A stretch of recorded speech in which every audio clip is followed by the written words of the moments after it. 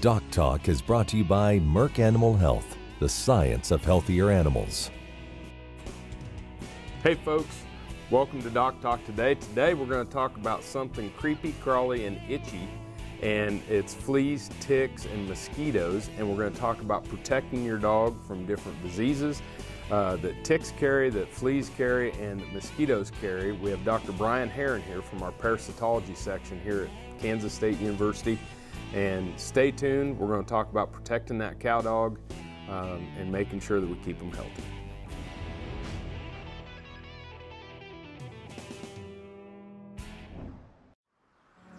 As dependable as the sunrise, in dairy parlors, open pastures, on ranches and feed yards across America, a place where reputation is more than a name, where the science of healthier animals is a way of life. It's the responsibility that drives who we are and what we do. Every decision, every day. It's your livelihood and our responsibility. If my cats start healthy and stay healthy, I've got a good shot at making money. That is why I trust Clostrix. It gives my calves the protection they need until their own immune systems kick in. Calf raisers trust Colostrix colostrum supplements. Colostrix is USDA licensed and proven effective. When your money is on the line, trust Colostrix. Valley Vet Supply is devoted to providing information and professional quality products at reasonable prices. ValleyVet.com, ValleyVet.com, Valley Vet Supply. Closed captioning brought to you by Vet Gun with Amel and new AMA Abamectin Vet Caps, the 1-2 punch against horn fly resistance from AgriLabs.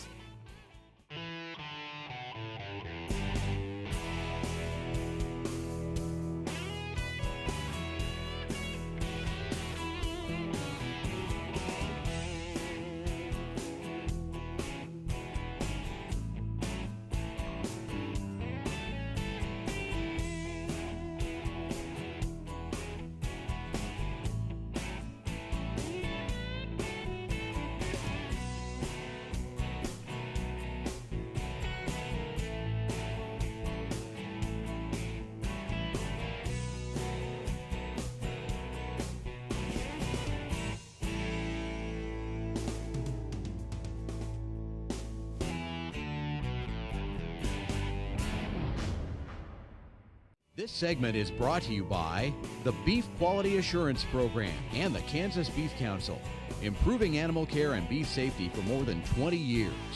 Hey folks, welcome to DocTalk. Dr. Dan Thomson here with Dr. Brian Herrin, and we're at Kansas State University College of Veterinary Medicine, where Dr. Herrin is the head of our parasitology section here, located within the Kansas State Veterinary Diagnostic Lab, and he is a member of the Diagnostic Medicine and Pathobiology Department. Great to have you here. Great to have you at K-State. Yeah, thanks for having me on. And glad to have you here on the show. He is an expert, fleas, ticks, ectoparasites. I definitely love a chance to talk about ticks, for sure. And so when we're going to do the show, he's a natural person to have on, and we're coming into that time of the year, as you mentioned, that ticks, fleas, and itchy things for dogs can be a problem. Yeah, as it starts warming up for the spring and summer, we definitely see more ticks in more places. We're thinking about the Lone Star tick. It's a big aggressive tick. It goes and finds its hosts, and so people see them when they're out hiking trails. And that's going to be a tick that's expanding into new areas. And so even if you're in the upper Midwest or Northeast, we're starting to see more of those ticks expanding, and especially if you're in the Southeast, it's the major tick that will be out in the spring and summer for you. So it's going to be a problem for humans, dogs, horses, everyone. Yep, and so Lone Star tick, and then the dog tick, I assume? Yeah, the American dog tick, it comes out around the spring as well. It does really like to feed on dogs, but it carries Rocky Mountain spotted fever, and so it's a major concern for humans as well. Again, mainly picked up when they're out hiking in kind of a forested area. Yep, and then, you know, as us, we have a lot of cow dogs, that are going into bushes and bringing the cows out and going into low-lying areas that we don't get burnt with our spring burning, we can have some issues in those spots too. Yeah, and anywhere there's a good habitat of trees or shrubs or any kind of vegetation that allows those ticks to hide down away from the sunlight, that's where you're going to find them. And so you often don't find them out in the middle of the pasture, but you find them on those edge habitats where there's some forests, there's some trees, there's some leaves. It's a good habitat for those rodents and things that keep the ticks alive, and it's a good place for them to hide as well. So exactly. So what are some of the diseases that we worry about with dogs catching from ticks? Yeah, in dogs, they have an Ehrlichia they get from Lone Star ticks. It's can be similar to the Ehrlichia found in humans, again transmitted by Lone Star ticks. Dogs get Lyme disease just like humans do. Again, that's transmitted from the black-legged tick. And they can get Rocky Mountain spotted fever, so we have a lot of shared diseases with dogs and humans. And for our guests, the ehrlichiosis is something that attacks the red blood cells? Yeah, it's a bacterial disease. It infiltrates white blood cells and can cause all kinds of bleeding disorders or lameness and fevers, and so it can be pretty devastating for dogs and humans. Yeah, so folks, we're kind of setting the stage here. We're going to talk about ticks. We're going to come back after we take this break with Dr. Brian Herrin, and we're going to talk about fleas, and then we'll start to talk about how you can prevent them and some of those strategies. You're watching DocTalk, and we're sure glad you joined us.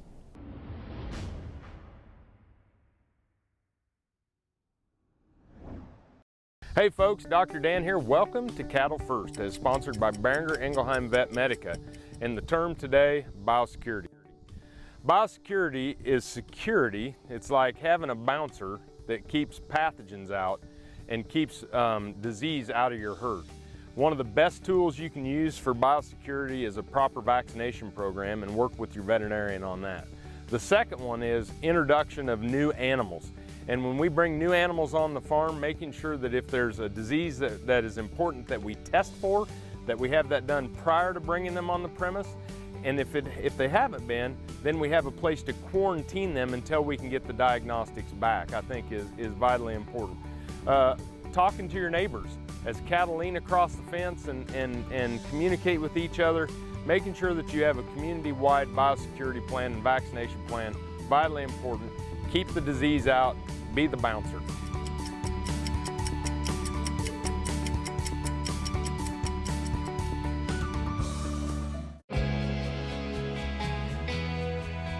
Four generations before me did their job providing this opportunity to me and my siblings. If I do things right, I'm going to lay that opportunity out for my kids. My entire family is a vital element of a job you have to get done. You know, it's just fun to be around the family and doing this. And you'll do the right thing for the business. You will do the right thing for the cows because it's for a family.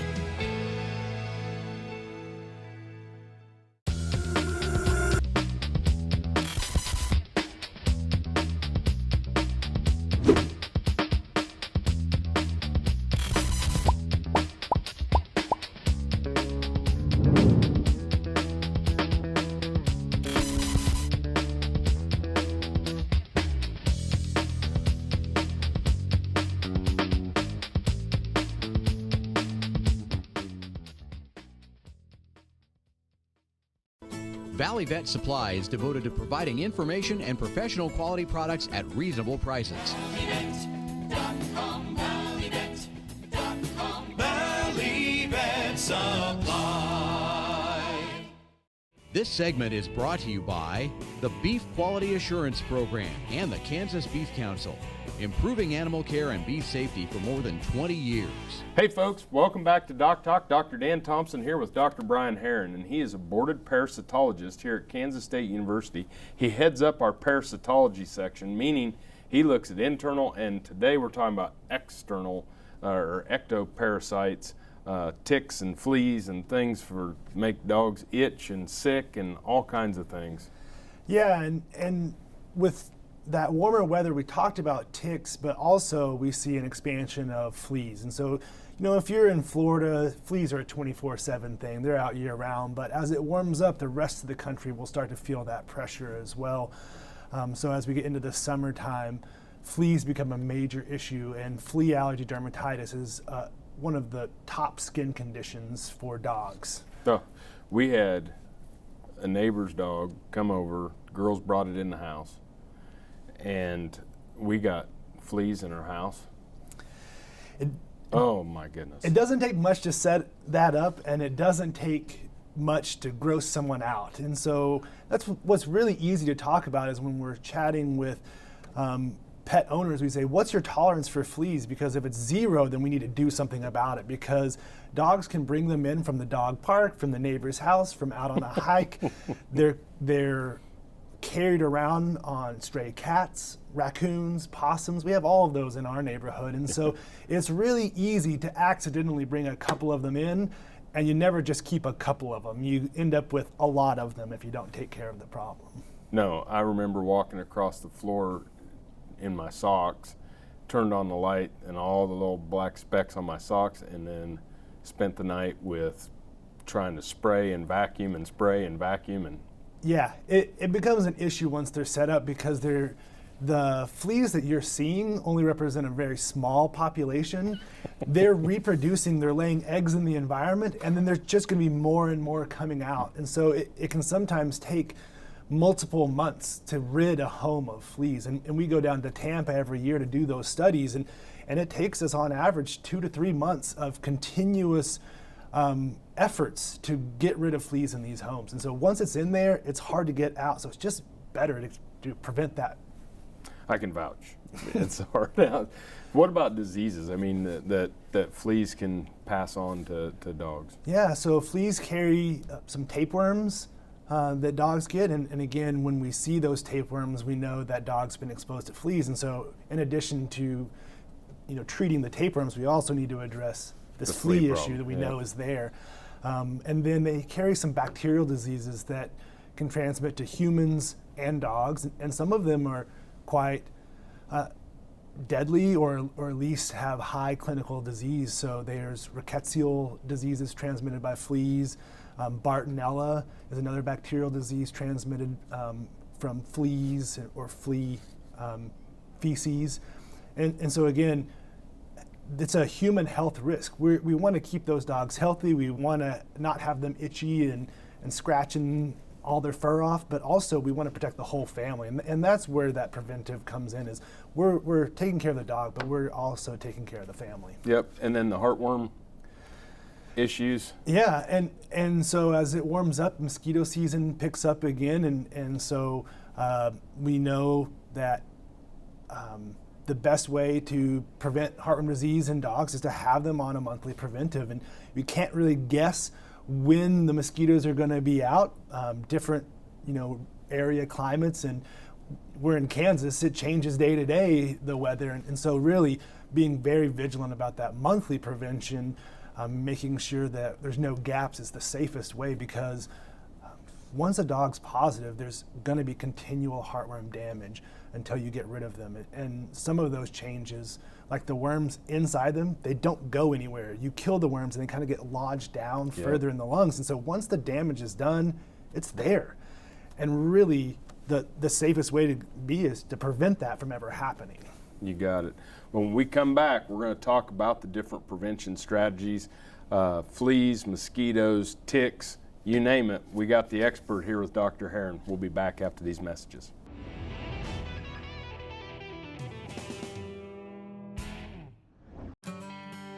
If my cats start healthy and stay healthy, I've got a good shot at making money. That is why I trust Clostrix. It gives my calves the protection they need until their own immune systems kick in.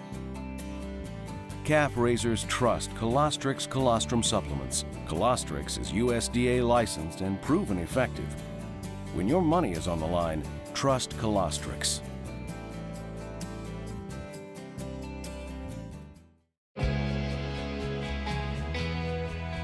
Four generations before me did their job providing this opportunity to me and my siblings. If I do things right, I'm going to lay that opportunity out for my kids. My entire family is a vital element of a job you have to get done. But, it's just fun to be around the family and doing this. And you'll do the right thing for the business. You will do the right thing for the cows because it's for a family.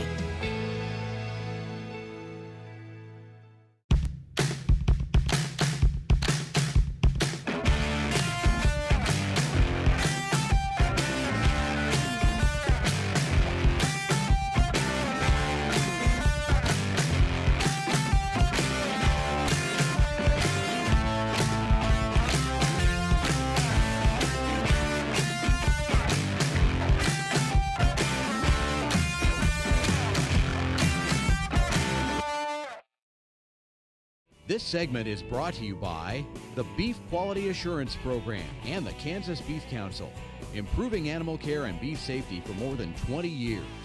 Hey folks, welcome back to DocTalk. I'm here with Dr. Brian Herrin. He is the head of our parasitology section at the College of Veterinary Medicine at Kansas State University and is a unbelievable wealth of information, and office is just down the hall from me, and so we get to say good morning and just submitted a paper today, so you're pumped. Yeah, taking it easy for the rest of the day. That's right, you deserve it. And it's awesome to have colleagues with his excitement, with his knowledge level, and just an outstanding educator. We're going to shift gears, and we always tell people work with your local practitioner because they know the geography and the parasites. But when we have the expert here, let's talk a little bit about the flea and tick prevention, and then we can talk about some heartwarmer things as we wrap up. Yeah, I want to echo that message that I always say. The first thing you should do is chat with your veterinarian about what would be best for your pet. Again, we want to push the message that this is a medical decision. We're preventing disease transmission, we're preventing flea allergies. We're making a medical decision here, and so we want to consult the medical person, right, our local veterinarian. Then the second thing we want to stress is the best product that your veterinarian recommends is also the one that you're going to be compliant in using.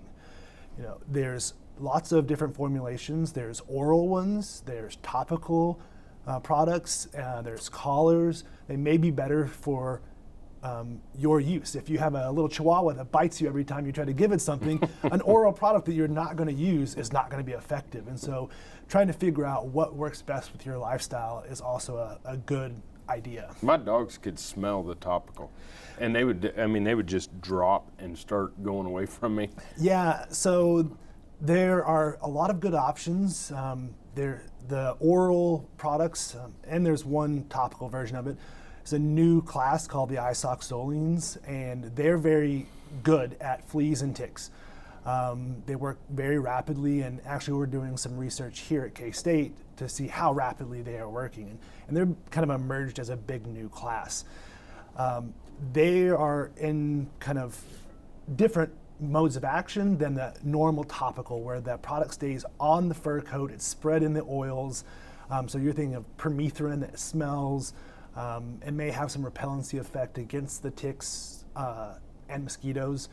The new systemic ones that I mentioned, it's in the blood, and so it's very uniformly distributed. It means that the product's gonna not be washed off. If you have a water dog or you bathe your dog, you have an outside dog, it tends to be more uniform and consistently. So then when the tick bites or the flea bites, that's when they get the product? They start to pick up that product then, yes. And it kills the flea or tick? Or? Yes, okay. Yeah, and they work rapidly. For fleas, it's definitely within the first hour or so, you start seeing fleas dead. Wow. And really, that breaks that life cycle, and we've seen that class of products work.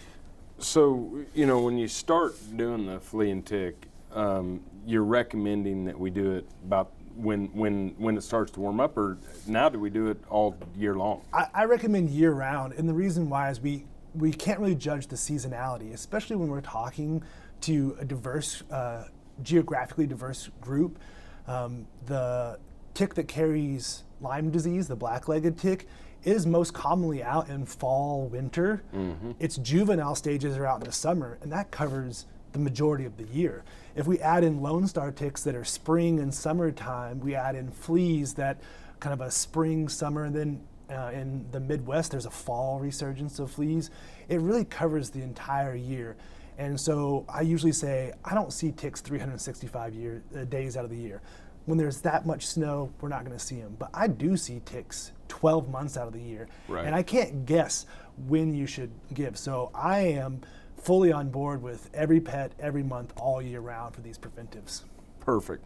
Great information. When we come back, we'll do a wrap-up with Dr. Brian Herrin. You're watching DocTalk, and we're sure glad you joined us.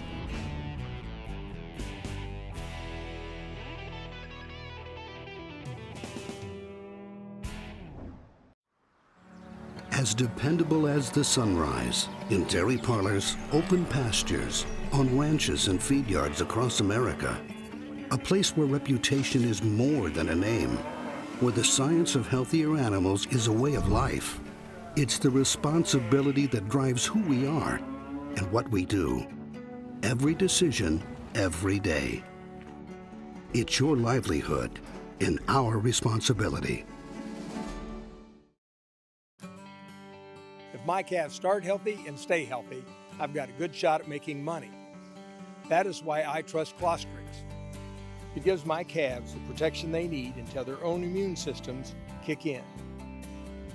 Calf raisers trust Colostrix colostrum supplements. Colostrix is USDA licensed and proven effective. When your money is on the line, trust Colostrix.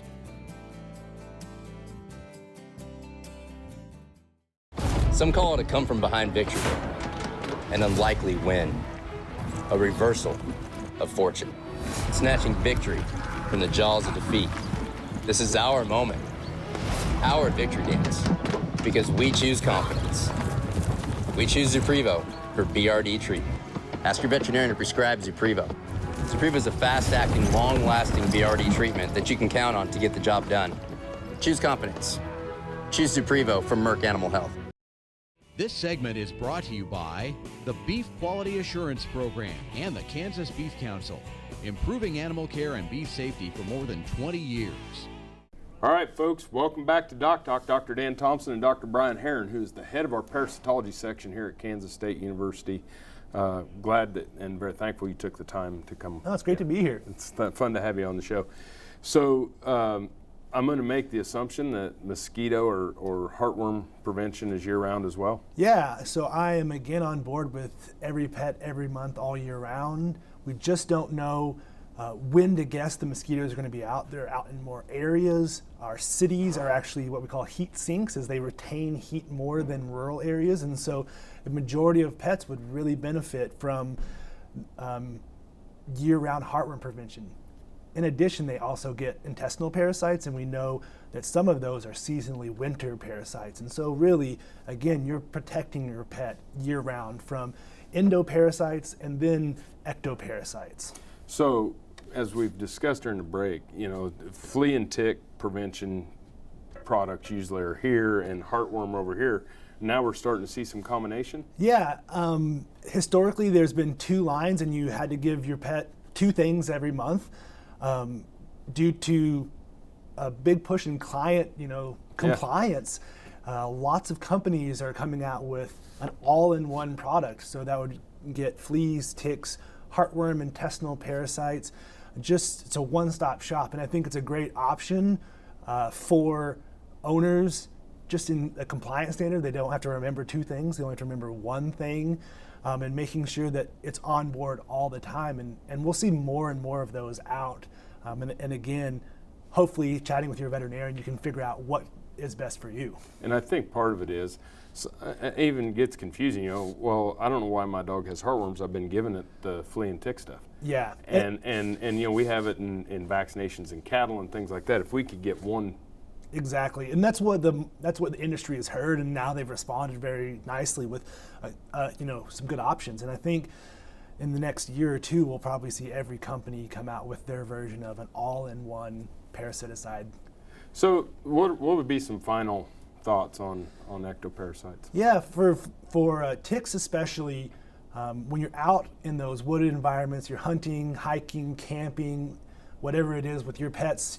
I usually encourage people to do tick checks. So after you go for a hike, give a quick look around to see if you have ticks on you and on your pet.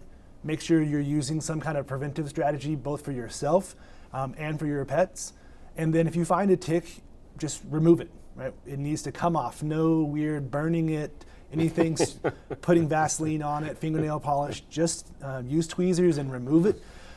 If you want to keep it in a Ziploc bag, if you start to feel ill or your dog starts to act ill in the next 2 weeks, then you have some information to give to your physician or veterinarian. But other than that, really that tick check is really a good spot to start. It's awesome. Thank you. No problem. It's been a pleasure to talk about ticks, as always. You bet, folks. Dr. Brian Herrin here at Kansas State. Remember, always work with your local practitioner. If you want to know more about DocTalk, you can find us on the web at www.doctalktv.com. I'm Dr. Dan Thomson here with Dr. Brian Herrin, and we'll see you down the road. Closed captioning brought to you by Vet Gun with Amel and new AMA Apomectin Vet Caps, the 1-2 punch against hornfly resistance, from AgriLabs. For more information about this program or previous programs, go to DocTalkTV.com. DocTalk was brought to you by MERCK Animal Health, the science of healthier animals.